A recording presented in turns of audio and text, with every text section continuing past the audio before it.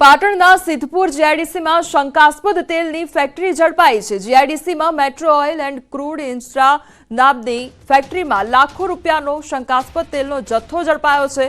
તો પાટણ એસઓજી પોલીસે food and drugs વિભાગને સાથે રાખી રેડ કરી હતી, જેમાં 1 લીટરથી 15 લીટરના પેકિંગ તેમજ અલગ અલગ ટાંકામાંથી આશરે 10,000 લીટરથી વધુ શંકાસ્પદ તેલનો જથ્થો ઝડપાયો છે।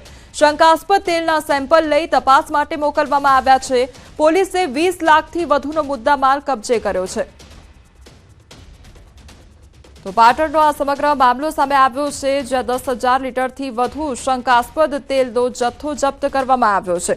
તમારી સાથે હાલ સંવાદદાતા અશરફ જોડાઈ ગયા છે। અશરફ, શંકાસ્પદ તેલની ફેક્ટરી ઝડપાઈ અને જથ્થો પણ જપ્ત કરવામાં આવ્યો છે, શું અપડેટ તેને લઈને?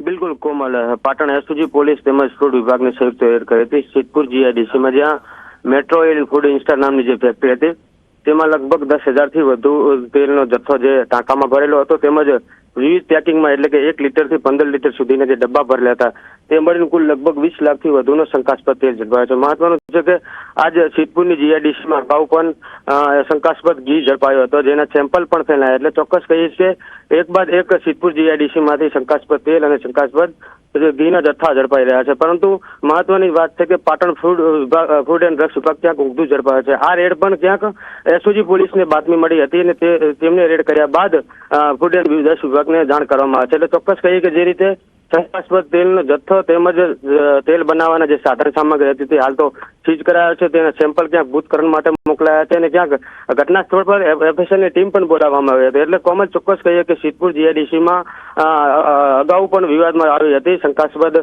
તેલ અને શંકાસ્પદ ઘીને લઈને। એટલે કે વધુ એક વખત શંકાસ્પદ તેલ લાખો રૂપિયાનો ઝડપાયો છે અને જે ફેક્ટરી ઝડપાયો છે જીઆઈડીસીના 134 પ્લોટ નંબર તેમજ 32 માંથી આ ઝડપાયો। એટલે કહી શકાય કેટલા સમયથી આ ફેક્ટરી ચાલુ હતી તે તરફ એસઓજી પોલીસે તપાસ હાથ ધરી છે, તેમજ ફૂડ એન્ડ ડ્રગ્સ વિભાગે તેલના સેમ્પલ લઈને હાલ પૂછપરછ માટે મોકલાયા છે। કોમલ જી અશરફ, સમગ્ર માહિતી બદલ આપનો આભાર।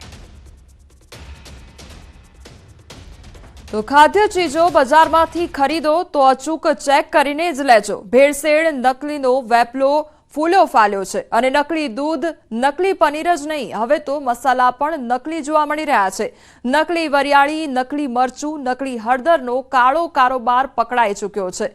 હવે કલરવાળી વરિયાળી પણ તમને જોવા મળશે। આ તરફ નકલી વરિયાળીની બનાવટ જોવા મળશે, નકલી પનીરની પણ બનાવટ જોવા મળશે। તેથી કોઈ પણ વસ્તુ લેતા પહેલા